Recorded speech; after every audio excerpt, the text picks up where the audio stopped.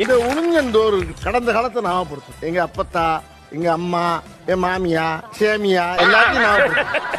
அட்டகாசமா. ஒரு கப்பு அரிசி எடுத்துக்கோ. ஒரு கப்பு அரிசிக்கு 1/4 கப்பு உளுந்து. தேங்காய் பால் வேணுங்களவு பார்த்து எடுத்து வச்சுக்கோ.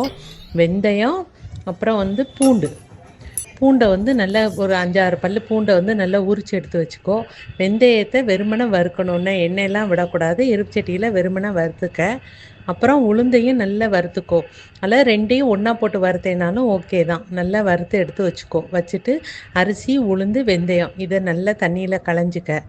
தண்ணியில் கழுகி எடுத்து வச்சுட்டு குக்கரில் அதை எல்லாத்தையும் போட்டுட்டு தேங்காய் பால் ஊற்று. அந்த பூண்டு உரிச்சதையும் போட்டுட்டு உப்பு வேணுங்களவு உப்பு. தேங்காய் பால் இப்போ 1க்கு 3 தண்ணி நம்ம எப்போவும் ரைஸுக்கு விடுவோமா, இது 3.5 ஊற்று.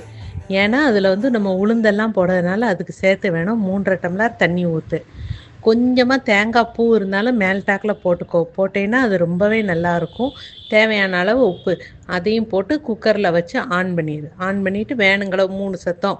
உன்னோட குக்கர் எவ்வளோ சத்தம் வருது என்னங்கிறத நீ அதை கனெக்ட் பண்ணிவிட்டு அதை ஆஃப் பண்ணிவிட்டு லேசாக அதை வெந்ததுக்கப்புறம் அதை அப்படியே லேசாக பெரட்டி விட்டு எடுத்து வச்சுட்டு எள்ளு துவையலும் வச்சு அப்பளம் வச்சு சாப்பிட்டு பாரு. சூப்பராக இருக்கும்டா, சாப்பிடு.